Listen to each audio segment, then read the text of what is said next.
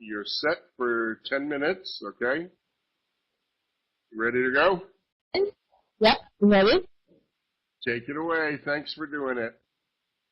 Okay, thank you for inviting. And hi everyone, my name is Proano. I'm an English teacher at Ibarra, Universidad Técnica del Norte, and I'm also coordinating a beautiful project that is called College License.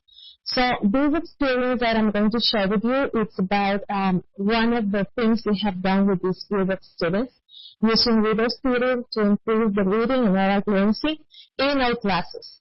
First, something I want to say about this is that this experience was also helped with one English fellow that we have met some years ago, that is Peg Barrow.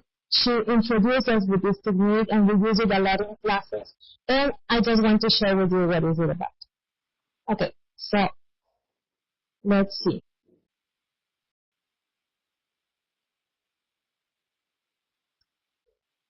Well, the objectives that we have in this presentation, when we finish the presentation, we will be ready to define Reader's Theater, to understand what is it, to list several reasons to use Readers in English classes, and explain how to use Reader's Theater.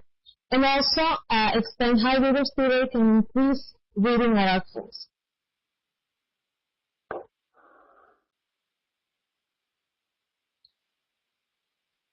Well, first, if you don't know what is Reader's Theater, we have to introduce you. We have to introduce you with the topic, with the idea that it is.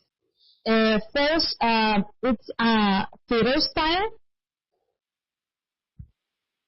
Okay, it's a theater style of theater.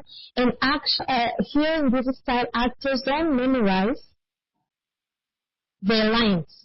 They use the scripts with them, so they just try to use oral and vocal expressions to help the audience to understand the story. They don't have costumes, they don't use sets, and they just use a lot of movements, mimics, and oral expressions to explain everyone what is it, the story about. This is one of the main things that we have in English classes. A very big problem is that reading and oral fluency is difficult for students sometimes, especially in our classes where we don't have a real environment to immerse our students in English. So why using these techniques? Reader's Theater in their classes. Oh, sorry, Reader's Theater was wrong word here. First of all, students have fun. You can choose any topic that you want to make them present. They have to choose their topic. It builds self-esteem and confidence in them. Also, it improves reading and pronunciation skills.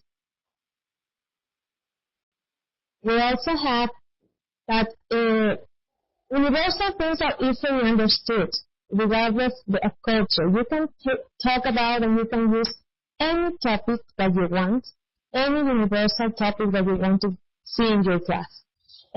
Skills integrated, there is a learning activity. You can read, you can speak, you can talk, you can discuss, and even they can write their own scripts. It's appropriate for all ages and all levels, and enhance collaborative work. This is very important. We want our students to work together and practice together. They have to feel confident with each other. So these kind of activities give them the confidence to continue practicing, speaking, and orally the oral fluency they need to develop. So what we can do with this, with Reader's Theater exactly, we have a step-by-step cycles. What can we do exactly with that? First, we need to select the text, or you need to select the text with your students. Then you need to practice and explore.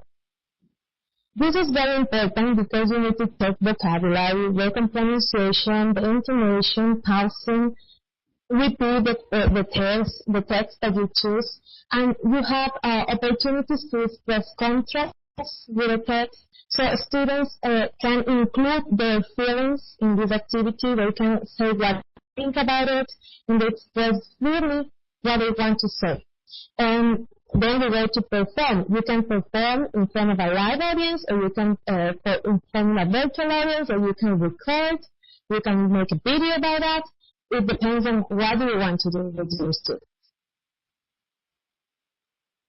Now we are going to check some specific parts about the scripts that you can select. You have two options. You can select an authentic text that you can have a part of a reading from the book, a part of a story, and the script should be very important and engaging for your students. They have to like to do that. And the other option is to choose a ready-made reader's theater script. There are many options online to choose a ready-made reader's theater. You can see whether you want to do according to that topic, and you can find something. And there has to be a slightly advanced at your student's reading level, so it has to be a challenge. Now, we are going to check some the procedure and some variations you can do with the actual reader's theater. So, in the steps that you can follow in your classes with your students are actually very easy to do. It depends a lot on what do you want to get from them and what do they want to do.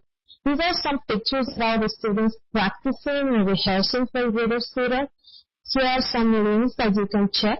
There are very good reader's theaters already made. So it's very important that the students don't need to memorize the text, as you can see in the picture. They are reading, they have the script on their hand, and that makes them feel free and comfortable with what they are doing.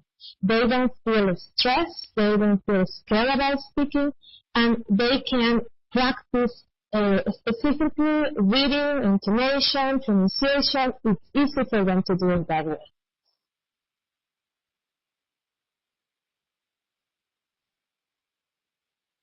Now we're going to check some activities that we can do in class to introduce reader's theater with our students. Change the slide.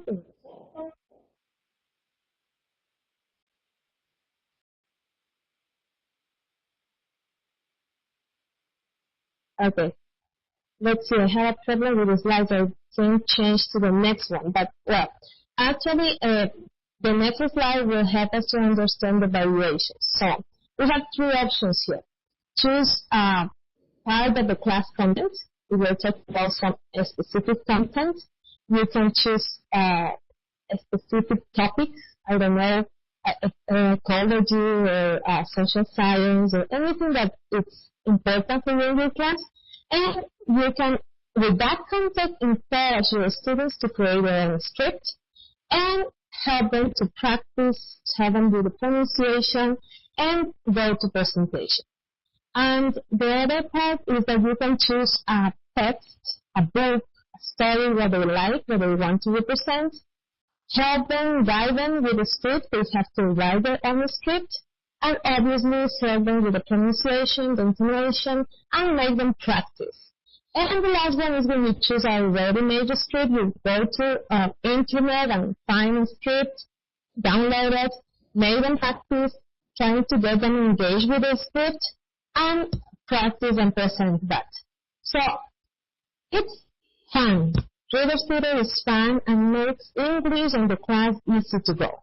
So, we can have some very nice activities and very nice projects for any age and any group.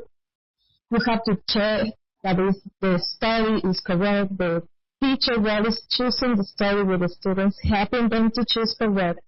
It reduces anxiety. It helps them to make more free. The timid students feel free with this.